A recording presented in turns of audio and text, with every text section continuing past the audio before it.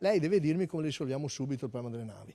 E allora noi abbiamo risolto un problema di emergenza, e dico in emergenza, intanto mettiamo le a Marghera e nel canale Vittorio Emanuele e le togliamo da San Marco. Ogni cosa succede è là sotto la sua responsabilità diretta, perché è lui che ha la responsabilità diretta. Quei fatti, purtroppo, per fortuna non luttuosi, ma comunque pessimi, che hanno danneggiato tantissimo l'immagine di Venezia, sono colpa del Ministro, è sotto la sua totale responsabilità questo che è successo. Il Ministro alle Infrastrutture e Trasporti Danilo Toninelli è chiamato ancora una volta sul banco degli imputati dal sindaco di Venezia Luigi Brugnaro, che gli imputa lo stallo nel quale è fermo il dibattito sulla croceristica in laguna.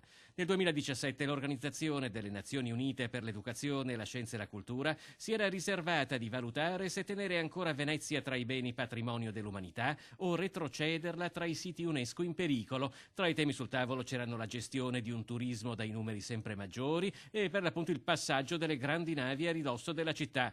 Schierato con l'intera giunta comunale, Brugnaro elenca il lavoro svolto da Cafarsetti per onorare gli impegni assunti con il Comitato per il Patrimonio Mondiale, elenco dal quale manca la soluzione al passaggio delle grandi navi dopo il rilancio di Toninelli sulla deviazione a Chioggia. Quel giorno che è venuto dall'elicottero, ha visto dall'elicottero le cose, poi è sceso, ha fatto una prosopopea su una barca, non so neanche se sapesse esattamente dov'era, tant'è che ha attaccato Porto Marghera.